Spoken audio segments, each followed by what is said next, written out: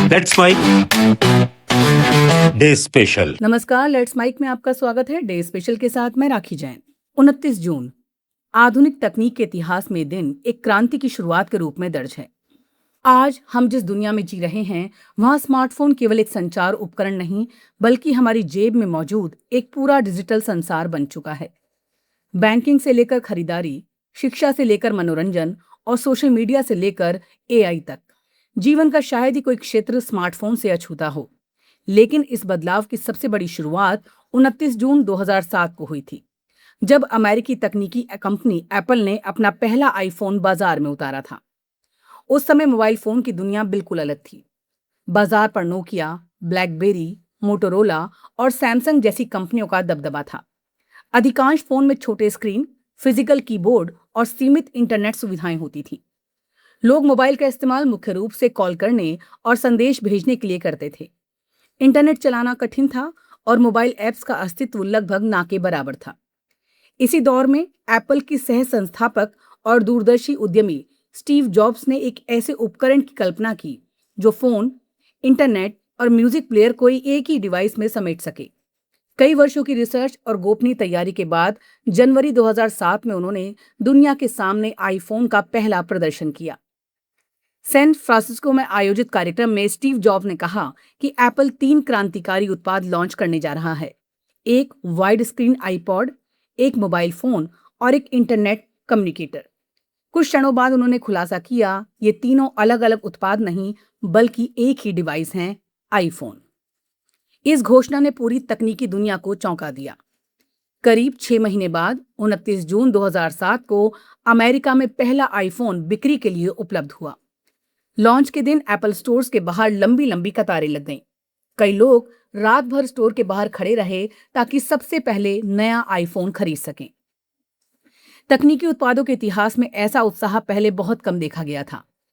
पहला आईफोन आज के मानकों से साधारण लग सकता है, लेकिन उस समय यह किसी चमत्कार से कम नहीं था, जिसमें 3.5 इंच की मल्टी टच स्क्रीन थी। उपयोगकर्ता अपनी उंगलियों से स्क्रीन को छूकर फोन चला सकते थे। उस दौर में अधिकांश फोन में बटन होते थे, इसलिए ये तकनीक लोगों के लिए बिल्कुल नई थी। आईफोन में फिजिकल कीबोर्ड नहीं था, पूरी स्क्रीन ही इंटरफेस का काम करती थी। इंटरनेट ब्राउजिंग का अनुभव भी पहले के मुकाबले कहीं बेहतर था। साथ ही इसमें संगीत सुनने, तस्वीरें देखने और वीडियो चलाने जैसी सुविधाएं भी थीं। हालांकि पहले आईफोन में कई सीमाएं भी थी। इसमें 3G नेटवर्क सपोर्ट नहीं था, वीडियो रिकॉर्डिंग की सुविधा नहीं थी और सबसे महत्वपूर्ण बात, इसमें ऐप स्टोर भी नहीं था। लेकिन इसके बावजूद लोगों ने इसे हाथों हाथ अपनाया। आईफोन की सबसे बड़ी सफलता उसकी तकनीक नहीं बल्कि उसका अनुभव था। एप्पल ने पहली बार ये दिखाया कि मोबाइल फोन केवल एक उपकरण नहीं बल्कि एक सहज और आकर्षक डिजिटल अनुभव भी हो सकता है। यही सोच आगे चलकर पूरी स्मार्टफोन इंडस्ट्री की दिशा बदलने वाली साबित हुई। 2008 में एप्पल ने ऐप स्टोर लॉन्च किया। इसके बाद दुनिया भर के डेवलपर्स ने लाखों एप्लीकेशन बनाना शुरू कर दिया। अब मोबाइल केवल कॉल और संदेश तक सीमित नहीं रहा। लोग बैंकिंग, गेमिंग, फोटोग्राफी, शिक्षा, मनोरंजन और व्यापार के लिए भी स्मार्टफोन का उपयोग करने लगे। आईफोन की सफलता ने अन्य कंपनियों को भी नई दिशा में सोचने के लिए मजबूर किया। जल्द ही एंड्रॉयड आधारित स्मार्टफोन बाजार में आए। मोबाइल तकनीक में प्रतिस्पर्धा तेज हो गई और नवाचार की गति कई गुना बढ़ गई। आज दुनिया में अरबों स्मार्टफोन उपयोगकर्ता हैं और इसका श्रेय काफी हद तक 2007 में शुरू हुई उस क्रांति को जाता है। आईफोन ने केवल तकनीक नहीं बदली बल्कि लोगों की जीवन शैली भी बदल दी। तस्वीरें खींचने का तरीका बदला, समाचार पढ़ने का तरीका बदला, संगीत सुनने का तरीका बदला और यहां तक कि लोगों के संवाद करने के तरीके भी बदल गए। Social media platforms, video streaming सेवाएं, मोबाइल गेमिंग और डिजिटल भुगतान प्रणालियों का विस्तार स्मार्टफोन क्रांति के कारण ही संभव हुआ। एप्पल के लिए भी आईफोन एक ऐतिहासिक मोड़ साबित हुआ।